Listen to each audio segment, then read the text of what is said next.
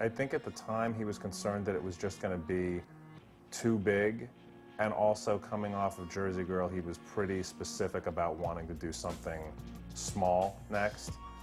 There were discussions about just like, you know, doing a movie of that size and sort of jumping into that sort of arena. The scare that he put into me, and it was a true scare, was just like, this ain't our movie, dude. Like, at the end of the day, it's a movie by committee.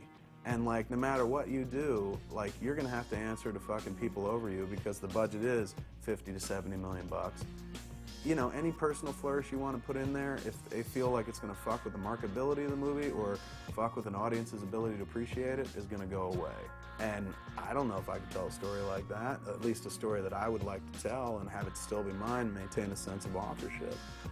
I said yes because it was flattering, but like, in retrospect, I have no interest in making this.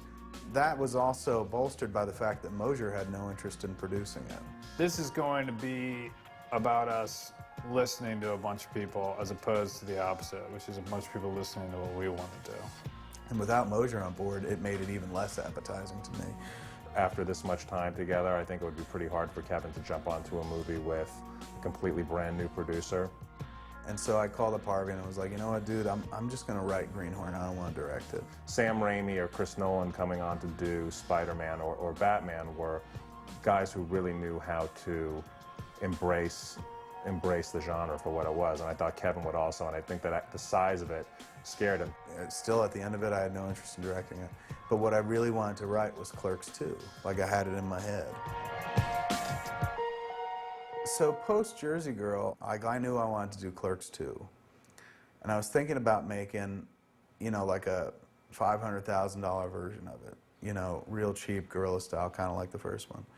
And I think the first person I told about it was Mosier. And I told him about it the day we went to church prior to the theatrical opening of Jersey Girl. This is the parking lot where it all happened. This church parking lot's kind of historic because we went to, last time we went to church together, it was right before Jersey Girl came out? Yeah. We do it once before we start shooting, we do it once after we're done, before the flick comes out. Yeah.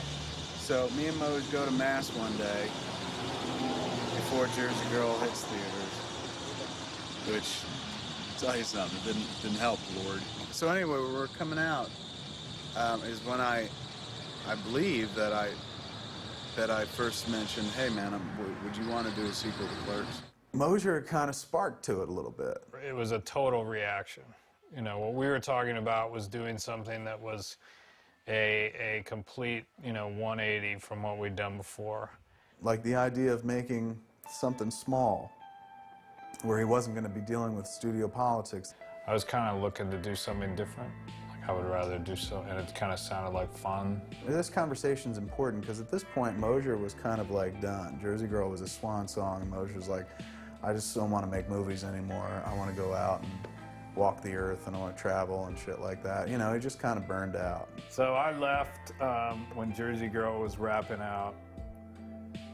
I went to Prague to meet my girlfriend, and then I went to Lisbon, Portugal, and I went down to the beach in Portugal. I went to Barcelona. That was like 3.5 weeks. And I went to Australia for 2 weeks, and I went to New Zealand for 4, and then I went to Fiji for a week, which was nice. Nobody goes to film school going, I want to be a producer. Like, we both went to film school wanting to make movies, right, and direct movies, or at least direct movies. And by the way things fell out, like I wrote Clerks first, we made Clerks, and suddenly we were off and running. And it never gave Moj the opportunity to kind of kick back and do what he went to film school to set out to do. Instead, he was thrust into the role of producer. I just got so worn down. Like, it was me not sort of empowering myself to make that balance. And it was like every time things would, you know, if you really look back, like every time things would get super out of balance, I just wanted to go. So for years I was trying to like fucking hold on to a big bad way. And so it was like we'd get into these periods, and they were heartbreaking periods for me. You know, now of course with hindsight it's very clear to see, but at the time I just felt like, don't fucking leave. Like, if you told me you were gonna leave, I wouldn't have fucking started making movies with you in the first place.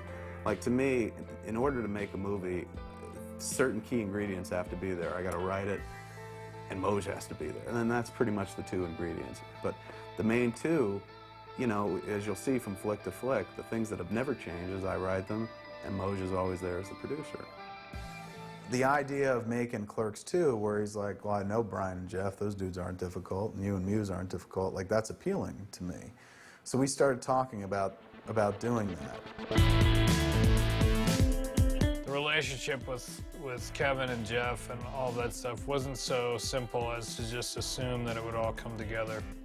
And not to say that Brian would do anything, but, you know, everyone kind of knew that Brian O'Halloran would be ready to do it, and he'd probably be into it. It was when we were working on the Clerks X DVD, the Clerks 10 DVD. It was during that he told me that he was thinking about doing it and what I thought about that. But Jeff was the one that, you know, we'd had strained relationships in the past. When the first one had come out, there was a couple of issues here and there. So one day I went to see him, and I said, hear me out on this, because I know your first reaction is going to be negative, but what I'm thinking about doing. I think my head started doing this before he even finished the sentence. Is a Clerks sequel. Don't do it, don't do it. And he was kind of surprised. He's like, are you serious? And I'm like, yeah, don't do it. Because Jeff had a difficult time, I think, with being Randal post-Clerks and whatnot, because he's very recognizable, his voice is very recognizable and whatnot. And, you know, I think there was a period he went through where, you know, he hated the fact that he played Randal, with everyone being like, you were in that movie and shit like that. I mean, what are we gonna do? We're gonna be down at the store again, and I just think it's gonna rub people the wrong way that, you know, we're older now. I've got a belly. I don't want to do it. People are gonna hate it, and they're gonna riot, and all my nice letters are gonna dry up, and I'm gonna get, hey, asshole, stop trying to do the same thing. Your funny little walk don't fly. He had that look on his face of like, oh man, can't you get away from these fucking Clerks, dude? And you know, when he was asking me about Clerks 2, he was like, well, the reason I want to do it is I really have something to say.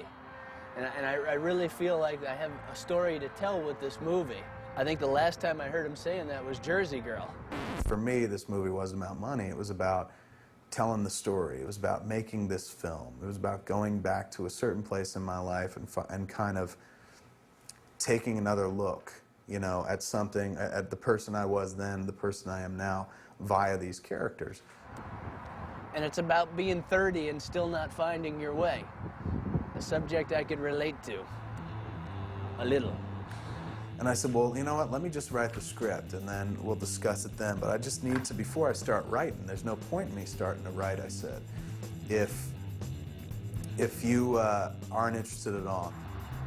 I said, I'm not absolutely opposed to it, but I'm at about an 80-20. And the 20 is saying yes and the 80 is saying no. You know, I was driving home from that lunch and I was like, Jesus, he seemed pretty hyped about doing Clerks 2, and I hope I didn't totally deflate him, because I'm interested in reading it just as a fan. I want to know what these clowns are up to, you know, 10 years later. He had to write the script at that point. And there were certain things I knew were going to happen in the movie.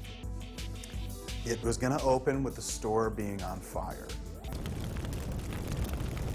And it was going to be a catalyst for the story. Like, the thing that kind of made them face the future was watching their past kind of burn.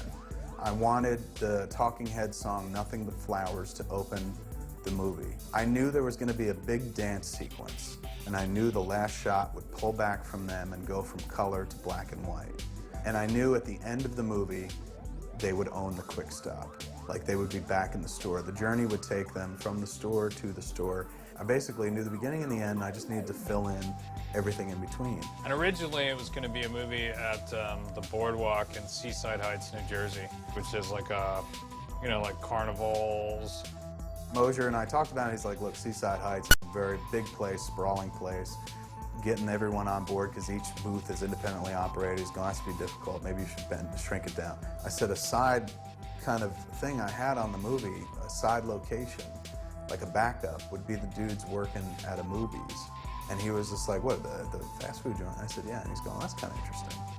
Then at one point, I took off to Vegas, and I would write all day, and then play blackjack with Brian at night. And Jen comes out, you know, at a certain point, middle of the week, so I was there for like 7 days. And then I distinctly remember writing the rest of Clerks 2, laying on the bed on my stomach on my laptop while Jen was out in the living room.